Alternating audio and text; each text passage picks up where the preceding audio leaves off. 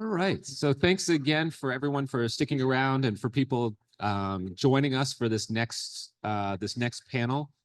We've had a great start to this morning, and I think it's just continues to kind of build upon everything. I think our first panel kind of laying out how technology itself continues to play a role in our democracy, talking about Arizona and how in its level of importance, not only, well, obviously to its own state, but to a national level politics and how it influences elections around the country is very important.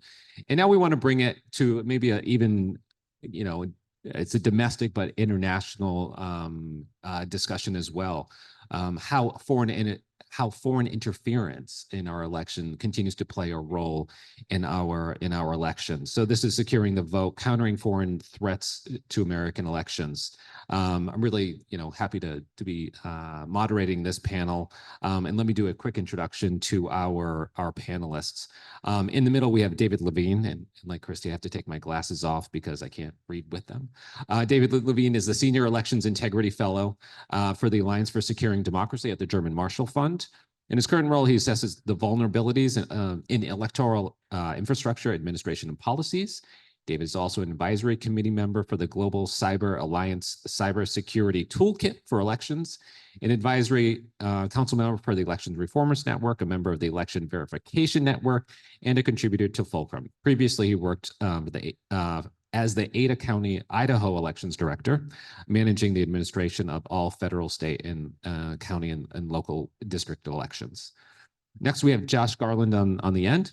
Josh is an associate research. Oh, Josh, sorry. Josh and Noah. I don't know why. I mean, sort of biblical names. And Josh, seated next to me, is when I was reading, I was like, no, Noah, you are not part of ASU. So Joshua next to me is an associate research professor at ASU's Center of Narratives, Disinformation, and Strategic Influence. As faculty at the Center for Narrative, Disinformation, and Strategic Influence at ASU, he primarily focuses on online human social dynamics by combating social theory, machine learning, time series analysis, and natural language processing to understand the intersections of AI, global politics, social media narratives, disinformation, and strategic influence. That's quite a bit. So we could probably spend a day talking about what you do. And then finally, Noah Praetz. Did I get that right? Okay. He's the president of the elections group and consults on election operations and security for local, state, and federal election partners. He formerly ran elections in Cook County. That's Chicago, right? That must have been an interesting place to run elections. Thereafter, he was chosen to represent all local election officials as co-chair of the Department of Homeland Security's Government Coordinating Council, built to assist the Cybersecurity and Infrastructure Security Agency, also known as CISA, as they develop their election security efforts. In 2019, he left Cook County to support federal, state, and local election security administration efforts, and then co-founded the elections group in 2020. So I think you see we have a pretty vast experience of folks who work on disinformation, elections, and understanding sort of this confluence of foreign interference in our elections, and you really bring it back to the local level as well.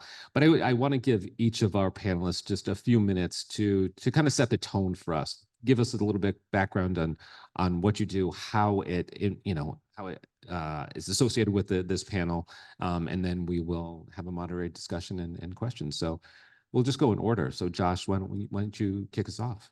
Okay, sounds good. I'm Joshua. I'm the director of a center here on campus that studies narrative, disinformation, and strategic influence. So we study all sorts of different kinds of foreign influence. I would say that we're Department of Defense funded, so we only look at other countries. We can't look at US citizens. But I think a lot of the things we learn and the lessons that are to be had apply just as well to US democracy. It's the exact same game plan, just in a different language generally. The thing that we really focus on at the center is the narrative aspect of disinformation. And I think it's something that's brushed over a lot of. And so what we try to understand is what is the worldview? What is the narrative that people have about their society, about the things that they look at? And then how is disinformation effectively injected into that narrative to kind of change and mold that narrative over time?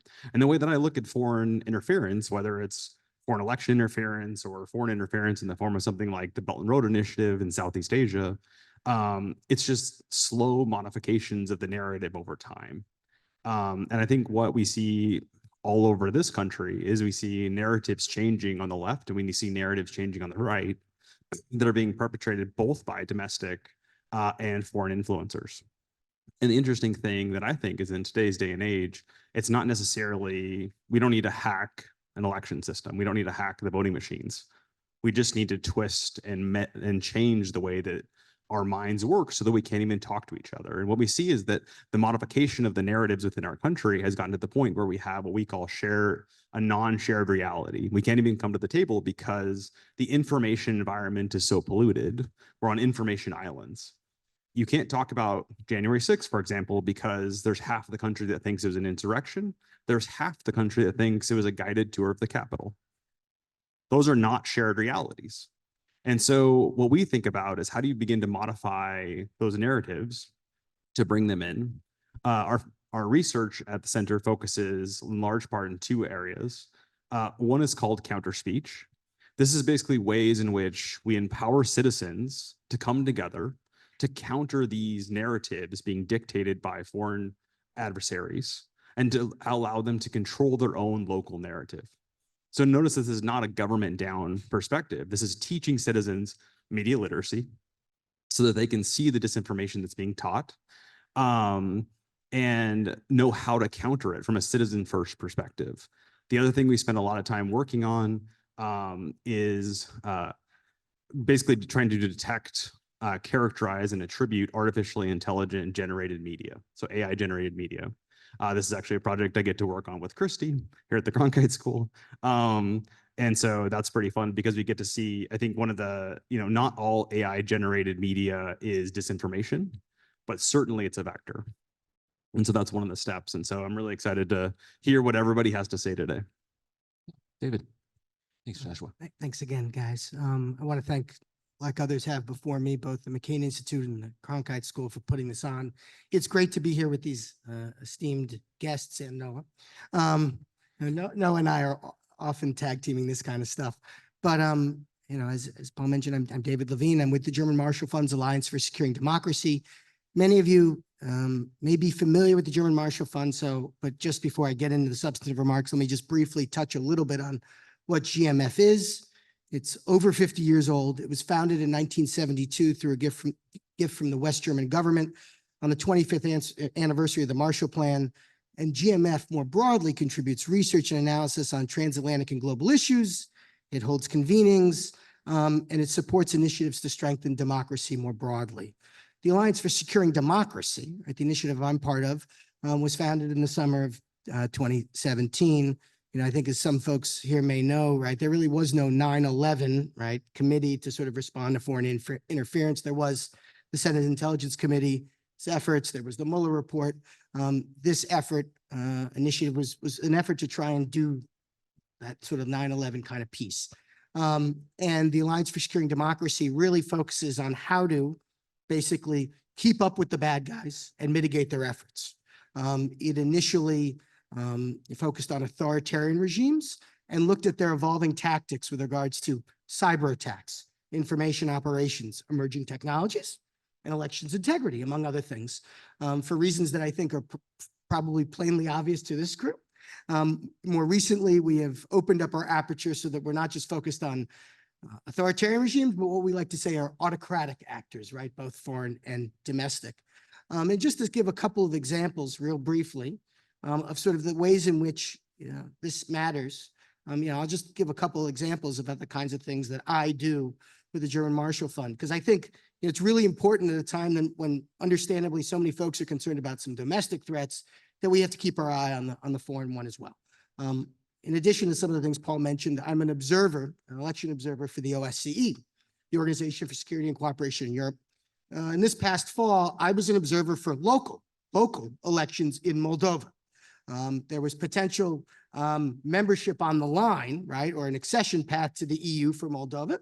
And one of the things that very clearly happened was that there was a vote buying operation, among other things, carried out by Russian affiliated actors in concert with a political party that led to the removal of the 97 candidates from that political party just days before the election.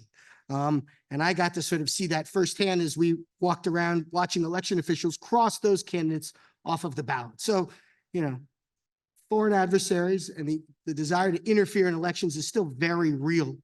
The other thing that just is an example that I think Noah can certainly touch on and others is I helped teach an election security class at George Mason University in Virginia. That class is a direct result, right, of Russian interference efforts in the 2016 election. Right, that one of the things that clearly happened as a result of the targeting of voter registration databases, state election websites, right, was that there were a number of places, including Virginia, that decided they needed to have requisite minimum cybersecurity standards. Excellent. How are we going to fund and make sure that happens, right? There are a lot of jurisdictions may want to do that, but didn't have the ability to do that on their own, right? And we saw the Virginia Department of Elections and universities together step into the breach and offer a program that enables and trains students at a certain number of Virginia universities to take an election security course, go through a boot camp, and then be allocated to jurisdictions that need them to help boost their cybersecurity standards to help deal with the evolving threat actors.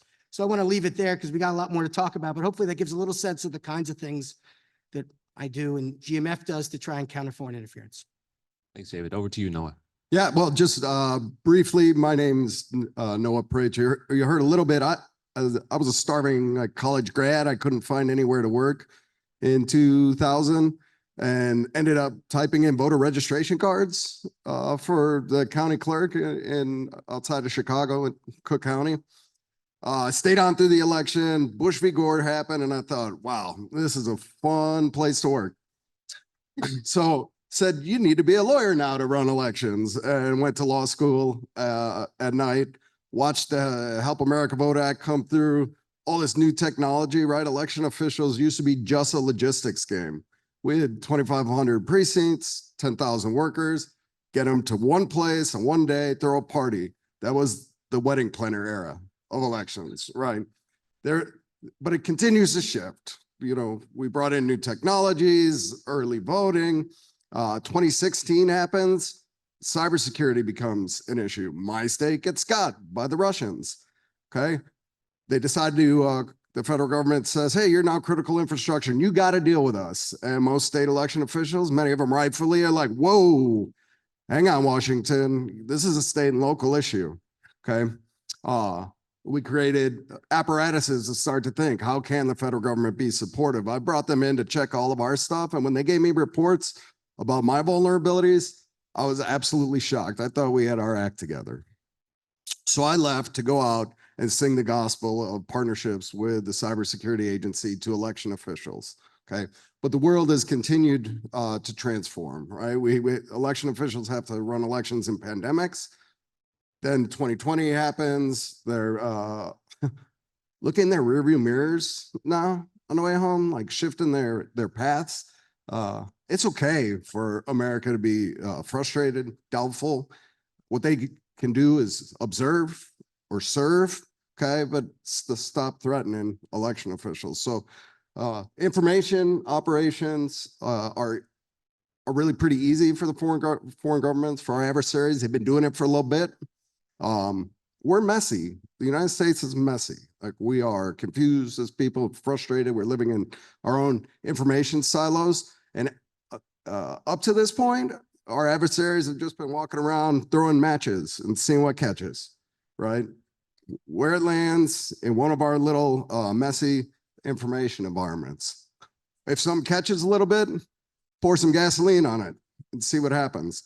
And so the elections group, for our part, we work with election officials to like clean the curtilage around their house.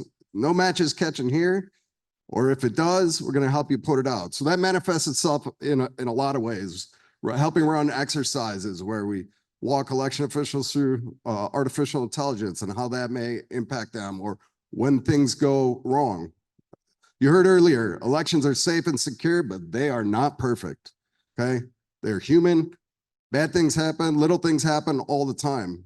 Here in Arizona, right? Printers. You heard about that? I mean, box 3 is part of the plan. That's why it's safe and secure. That's why it's resilient. It's but that's a hard messaging nuance to get through. So anyway, our organization tries to fill any gap with the local election officials so they can communicate in this crazy information environment, so they can be a voice when people are going to look of trustworthy information. So I'm excited to hear how y'all are going to solve the big disinformation problem so that election officials' burden is down a little bit. But I think what you heard just from each of these gentlemen is just how much effort there is now to secure our elections. Probably before 2016, but obviously 2016 was sort of a wake-up call to whether you want to call it the election industry or not, but I think it really shined a light on where those vulnerabilities were, but still carried out safe and secure elections. And so just looked at some recent polling data about issues that Americans, Arizonans are concerned about. And one of them that ranked very low was foreign election interference. Even though it's been at the forefront of the conversation about elections, it doesn't seem to be raising to the level of concern that maybe many of us on this panel and others in this room think we should. So let me just open it up. David, if you want to take this question about why should we be concerned and how can we, I don't know if we want how we educate Americans on this issue.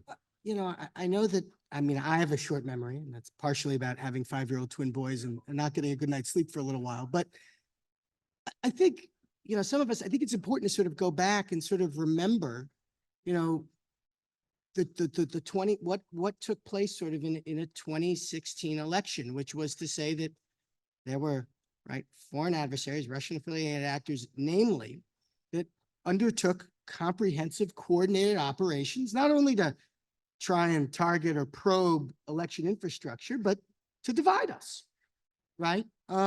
to put us against one another, to sow chaos, confusion, and division. And that is certainly not the whole story, but certainly a prelude and part of the reason that we are where we are today, right? I think Noah is right to talk about, for foreign adversaries, one of the easiest things to do at this juncture is not necessarily to go around and trying to probe voting systems, but it's to, we heard about the cyber ninjas audit, right? We'll go and we'll make hay and amplify, misguided views about that. Or we'll see the January 6th insurrection. It was an insurrection, and we'll make hay about that, right? We just sort of have to amplify the views of certain folks that are already putting out their opinions sort of there. But I think it is worth underscoring the fact that this is something, that we are currently where we are today because the Russians succeeded by beyond their wildest dreams. And I think that's a really important point. I think another reason I think that this is really important is because the capabilities, capabilities of bad actors evolved, and 2, there are more of them. And you don't just have to sort of trust me for this, You can look at the ODNI's 2024 threat assessment, and we can look through the efforts that China, is potentially considering doing as they sort of think about, where they may want to interfere in elections, whether it's Taiwan or potentially the United States. We can obviously look at, Russia. We can also, of course, talk about Iran. And so, clearly, these countries recognize that one way that they can, take the U.S. down a peg that is fairly easy pickings to talk about, these guys talked about, is to try and interfere or influence an election.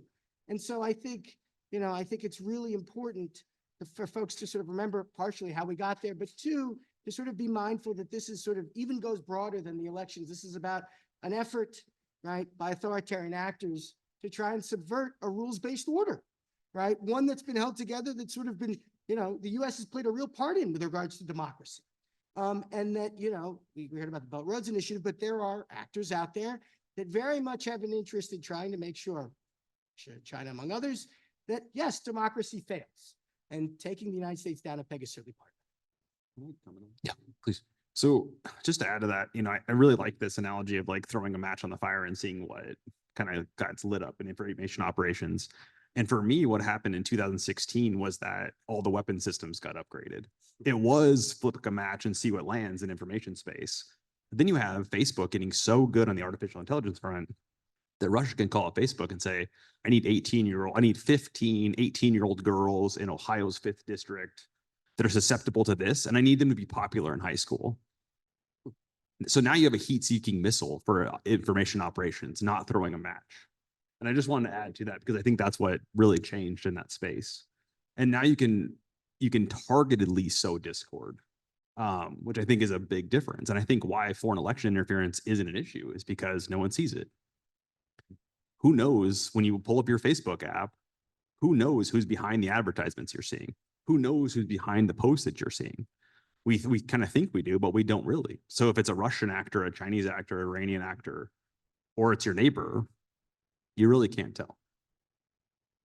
No, did you want to comment? Well, I would just briefly add that, the disinformation environment is critical to study. I would like to draw our attention a little bit back at some point to foreign cyber capabilities, right? To this point, it's been free and easy and cheap for our adversaries to get inside of our heads and have significant impact. But the GRU was wandering around the swing states in 2016. Our election code has been in the wild because, misguided Americans got them from misguided election officials. The risk reward calculus for our adversaries, when this country may be at, a tipping point, and if NATO's on the table and the Ukraine war is on the table, I'm significantly concerned that the kinetic cyber action is more likely now than it was in prior years. And it's all part of a hybrid attack surface with information operations being a part and a significant one. But certainly they softened up the ground a lot over the last 8 years. No, I want to continue with you. Your former local election official. You got excited during the 2000 election that you said, but you couldn't have dreamt of having to become a cyber security specialist when you signed up for your job. So can you walk us through a bit of what it's like to be an election official at the local level? I mean, for a very large county, but still a local election official having to, Bill Gates referenced this and others, Stephen Richer and others, around the country, things that they never expected to do as civil servants, elected officials.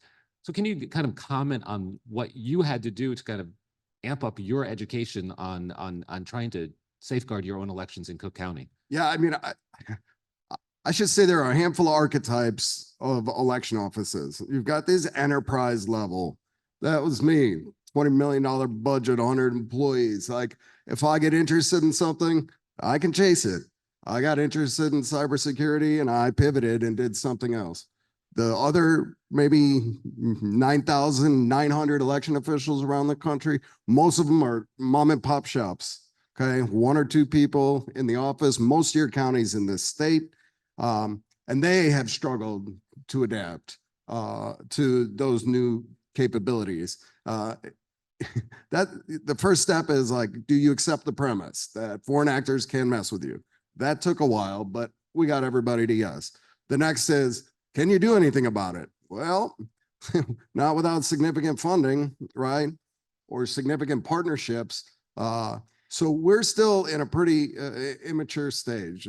I appreciate particularly this state, your secretaries held a series of exercises, bringing together, creating partnerships. Maricopa does a great job of actually supporting colleagues around the state, but bringing law enforcement to the table. I think there's a recognition that election officials cannot do this alone. They'll never have the capacity within their own organizations. They're never going to develop all the skills necessary within themselves. What they're going to do is build relationships across government. The best states, the ones I'm most confident of, are those that are investing in that partnership. Arizona's doing a great job of it. Some others I'm a little more worried about. David, I'm gonna switch gears a little bit, continuing obviously on the thread of foreign interference. You said you were in Moldova recently. I don't necessarily, you don't need to focus on Moldova, but through Alliance for Security and Democracy, you are looking at other elections around the world and how foreign election mis and disinformation are impacting them. Why should we be concerned about past German elections, the EU elections, French elections, and how they pertain to our own elections? No, I think that's a really good question. And just to sort of be more direct, I think whether foreign actors, and we can get into this if necessary, are sort of collaborating, they certainly learn from one another in terms of, right, what works and what doesn't from election to election. I think is sort of really worth noting. I mean, and it's really incumbent, of course, on the U.S. and democracies to make sure that they're doing the same thing. I mean, if folks remember correctly, right, the United States got wind of Russian interference in 2016 from a European ally, right, who had dealt with this for some time. But I think part of what this is, really about with the alliance is we really do focus on, when we were looking at Taiwan's elections in January, we of course were interested in it because of Taiwan, right, and it being able to maintain its democratic, different story, democratic status. But I think part of this was also with an eye toward, right, what kinds of efforts China might try and undertake and what that might mean going forward, right? And so, recently, for example, a colleague and I put out an AI election security handbook in February to sort of, at Noah's point, to try and sort of help election officials navigate, right, the AI election landscape and to give them some actionable things they might be able to do to help bolster themselves, right? Hopefully at least ahead of November a little bit more. And those actions in part drew from the kinds of things we've seen and the uses, for example, of AI we've seen in other countries around the world. So, for us, it's at ASD, we spend a lot of time looking at, right, what Russia, Iran, China, and others may be doing in elections all over the world, because frankly, if they're going to consider doing something in one place, there's a possibility, particularly if it works, that they may try it elsewhere. And so that's part of the reason why I was laughing, but perhaps the only fact I knew for certain was that fact earlier this morning on the first panel about just how big an election year it was in 2024, because it's underscoring, right, the race that we are on at ASD to try and keep up with these elections, to see what works and what doesn't, so that we can be trying to get the word out to those on the front lines, not only in the United States, but in the other countries we work in as well, to make sure those countries have as much resilience as possible. Joshua, I capitalizing on everything that was just said, but I want to bring it, take it through. Can you take us through what you've already said, that our elections are safe, right? I mean, everyone here, pretty much our elections are safe. It's very hard to rig an election through all the different ballot systems and safeguards and whatnot. But to your point, your heat-seeking missile point, there are other efforts to influence, obviously, our elections. So can you take us through what it's going to take to prevent these efforts from infiltrating? Is it possible to prevent infiltration of our social media and prevent these things having an impact on American society that influence elections? Kind of, goes back to our media literacy conversation earlier. Yeah, I mean, I think, okay, we can have a course on that. Like, that's a huge question. I think that while our elections are safe, I think our democracy is not. And I think that's a much bigger question, right? Our democracy is failing. Our democracy is being torn apart. Election, sure, we can all cast a ballot and they'll be counted correctly. But I don't think that the society that is represented by that electoral body is going to last very long if we don't change something drastically. I think in terms of foreign influence affecting getting access to social media, no, I mean, it's like, we're this capitalist society where whoever wants to pay for advertisements gets to pay for advertisements, and they get to say what they want to say. And we're not going to see regulation of mega corporations. And when we do see regulation of mega corporations, I think we're going to see lobbyists pounding on doors. And that's my skeptical position. But I'm the professor on the panel, so I get to be skeptical of capitalism. And so I'm not sure. I think we need to take it a lot more seriously. I think we need to start looking at it. I think that efforts that go in the face of healing disinformation in this country need to be stopped. For example, congressional investigations into academics researching disinformation. That's not going to help democracy. That's not going to help our country. And so, how do I see an end to it? I'm not sure. I think that people need to realize that disinformation is not an academic exercise. I recently had to go to Ethiopia, where they were a democratic society. They rampant disinformation campaigns throughout in the northern regions of Ethiopia. And it's not that they started saying like, no, I believe in this, you believe in that. It broke out into a full civil war. And that war has been raging now for several years. And now they've come out of that civil war and they have no idea how to heal the country. Because it's not only, I don't agree with you about the events that occurred on a particular day. It's that I don't agree with you about the events that occurred on a particular day and you shot my brother. Now, how do you heal that country? And when you have politicians ranting about, going into civil war, I think those are the kind of countries we need to look at and see that it's a real thing. Disinformation is psychological warfare, and it does not only change the electorate, but it changes the chances for the democracy. Joshua, I want to come back to a comment you make about you're an academic, and obviously we're in an academic institution. There are threats against our academics. And I know, David, you know this firsthand as well, for the work that you're simply doing to try to understand those threats to our democracy, how to prevent threats to our democracy, especially from foreign influence. I don't know if you can talk more about this issue, but I do want to pull on that thread because I think it's really important, because academia plays an important role in obviously doing the research, but how do we get that research out to a broader audience so people understand what you're doing, and everyone at the Cronkite School and other schools at ASU are trying to help sort of build, a strong and resilient democracy? I think it's, it's getting out and talking to the public, teaching media literacy, making that accessible at a young age. I think, programs like Global Ties Arizona that really advocates for that for the youth. Those kind of things are important. And I think it's also really important that we talk about our academic findings outside of the academic settings. And so it's great to publish papers in computer science journals. There's not thick enough classes in this room. So I'm assuming I'm the only one that reads computer science journals. Yeah, that's true.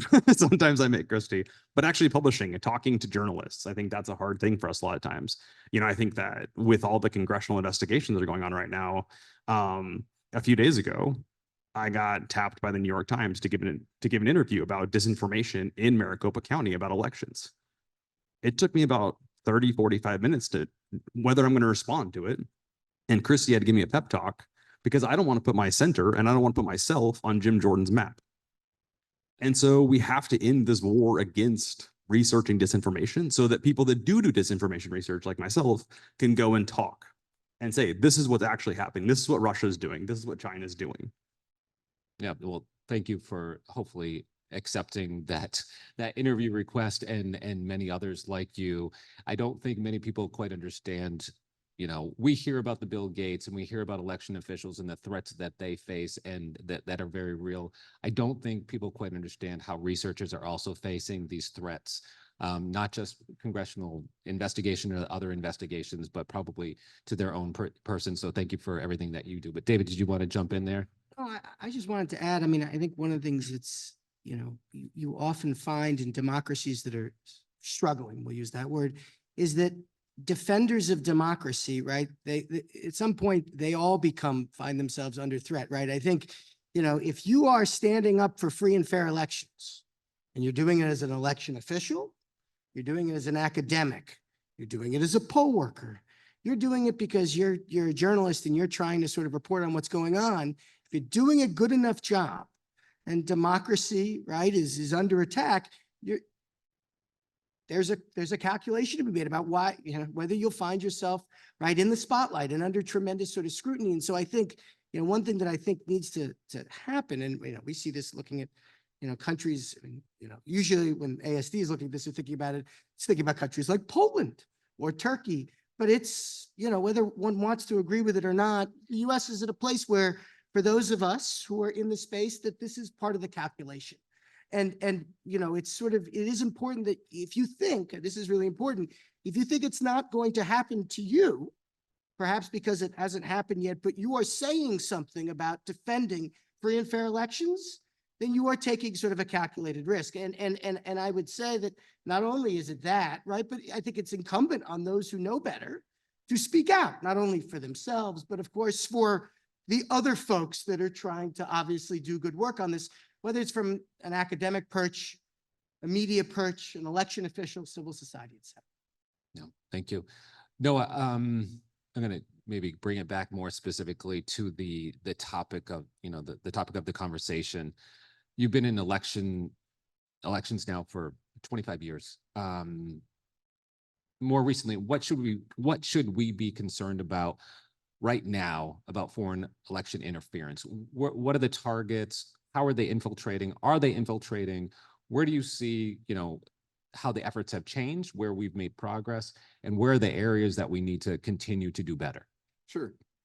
Well, I mean, the communications burden that election officials feel now has been ascendant for years. And in some ways, trying to beat disinformation or misinformation, that's impossible. Like getting them to accept the fact that they need to contribute their voice, their information, so that when voters are looking for it, they can compare it to their other information sources. But they've just got to hit a baseline. The marginal return on communicating sort of beyond a certain point is minimal. And it's a significant takeaway from what they actually have to do, which is run elections that are as error-free as possible. So, we don't accept nuance very well in this country. It's certainly not easy to communicate. Elections are very difficult. There are a lot of times, every election in every office has something go unperfect. That doesn't mean it's not safe or secure, but shit happens. And it's gonna happen, okay? And if that's my meta message for this election. If 2020 was the results are coming late and they're probably gonna shift because of voter behavior, this election is shit happens. We got a plan for it, okay? Because what we saw in 2020 was like, let me grab Antrim County and string it together with another narrative and then bring down all of the clients of Dominion voting systems and our entire democracy based on true things that happened in a couple different places, okay? Everybody who's looking at elections are so much more sophisticated now after 4 years of research and digging in, understanding what they don't know, okay? They're gonna see, with the spotlights they'll bring to it, a lot more dirt, okay? That dirt's part of the process. It's still safe, it's still secure, it's still the right answer, but it's a highly human, like American endeavor. So for me, it's bracing America for a deluge of little itty bitsy pieces of, information where service levels weren't met, but still safe and secure. We're gonna wrap up pretty soon, but I want to I'm going to ask a couple more questions here, but if there are questions from the audience, please think about them. Please, come up to the microphone, and then I'll get you in a sec. But David, did you want to say something? Okay. I will say from like a narrative perspective, what you said is so interesting because it only takes a few little tidbits of this tiny thing went wrong, that tiny thing went wrong. If you already have the narrative in your head from 2016, 2020, 2022, that the election was stolen, democracy's failing, it's all a rigged system. And then, there was an error in Maricopa County. There was an error in El Paso County. Who's to say they're not all wrong?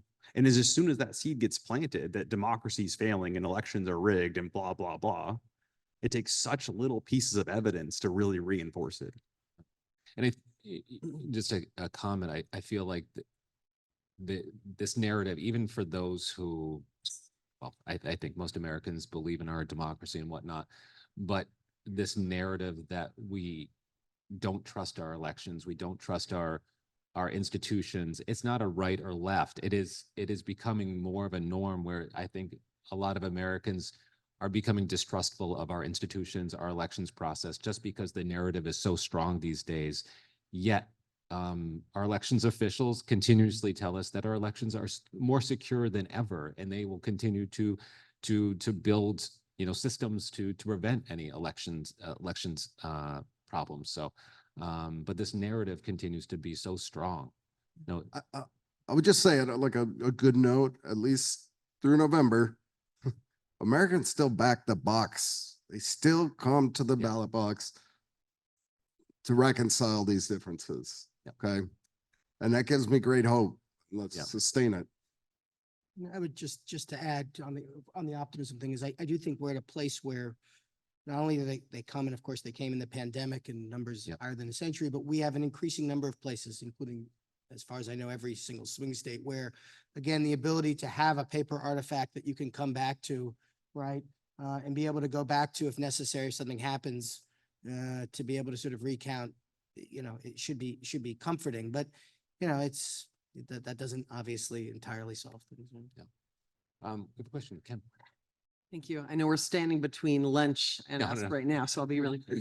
People have had snacks. So Joshua, can you get really specific about how do you start to change the narrative and how do you start to talk with somebody who, say, is a January 6th denier? What are the words you use? What is the conversation you start to have to change that narrative? Yeah. I don't know the exact words, but I'll give you some pointers. I think that, I've heard that phrase, the crisis of certainty, and everybody's so certain of their reality, and coming to a conversation with uncertainty and encouraging the other person to have uncertainty. I think is really important. I think a lot of the techniques for media literacy are really good about this, about how do you dissect the actual information and look through it. Then there's just strategic things you can do about the way that you communicate. Presenting facts generally doesn't help anything. Presenting facts as opinions makes a huge difference. So if I just say, well, in my opinion, the elections were fair, then it de-arms them, because you're not saying you have the wrong facts. You're saying, well, this is my worldview. What's your worldview? And opening the conversation to find a middle ground.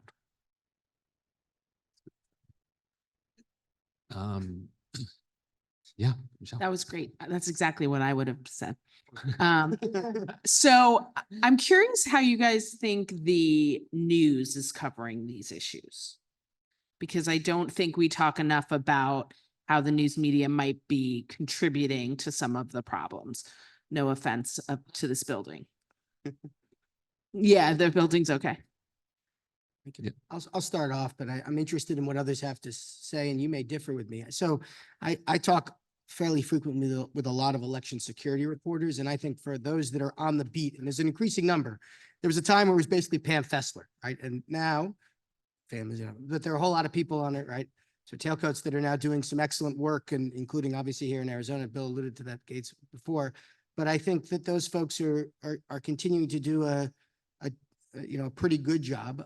Where I run into greater concerns are when I come across folks who are sort of basically new to the beat, right? And then there's a question about sort of scope and scale and nuance, right? It is one thing to say that because of technologies like AI, that countries like Iran, Russia, and China, for geopolitical and technological reasons, may interfere, or in one case at least are interfering, right, in the 2024 election. It's a whole nother thing to sort of say that the whole thing is going to go asunder, right, as a result of that. And so, my experience has been, for those that are on the beat, there's sort of a nuanced way of sort of talking about these kinds of things, narrowly tailored ways of not only talking about the problems, but often even pointing out, right, things that folks are doing to deal with them, getting at that box 3 bit. But for others that are newer to that, right, I've now learned that I often try and have a broader conversation or a coffee to sort of assess what the person sort of knows, and to sort of walk through, And this sort of gets after 45 minutes, you were thinking about partially about whether to take it, but then perhaps the whole broader conversation about what we know about elections, it's not the same in every single state or even within the state jurisdiction, right? Here are some things you ought to be thinking about before we sort of rush to judgment as to where we currently are. Yeah, I mean, my question is which media, like which silos media? And a head tip to Cronkite School, and you talked about, Paul, how local election officials could be trusted, maybe not their counterparts across the states, certainly not the folks across the country. Like the same is true with media, right? But the hyper local media has just been decimated. And there have been some good things. Too bad Matt Masterson from Microsoft wasn't here to talk about some of the investments that they've been able to make in local media. But as you think about onboarding people new to the beat, Pam Fessler with the elections group we published a guide for local media to help onboard them quicker, draw their attention to the right questions to ask, the right people to deal with, to help them understand the ecosystem, so they get to the heart of the matter for the voters because it's complex, it is hard, it is nuanced, and you don't want to use your voice to contribute to the information chaos. So there's a lot of work to be done with local media and helping onboard them to the beat. And stay tuned, for this afternoon, because we will be talking about local media and how it's impacting democracy, how as Dean Batts said earlier, local media has been decimated, but there's so much work that needs to be done to recreate it and whatnot. But I think the point also is, you talked about those elections journalists. They tend probably to be at the national level, right? And elections are localized. How do we get that information to those local media outlets and whatnot as we continue to build those up? I know we're at time here. I want to say a special thanks to Noah for for coming in at the last minute. Literally, Matt Masterson from Microsoft was supposed to be here with us today, but unfortunately got called out of the country. So Noah joined us. So I want to say a special thanks to Noah. David also, thank you. Joshua, I got it right this time. just wanted to thank all of you for coming out to Arizona. I know everyone is not here, but we wanted to really bring this conversation to one, ground zero, but also where the McCain Institute, where the Cronkite School is based. We have a great partnership, and we want to continue these conversations. So thank you again, and thank you again. And don't leave. Don't just go to lunch. Come back. We'll get started in about 45 minutes. Okay. Thank you.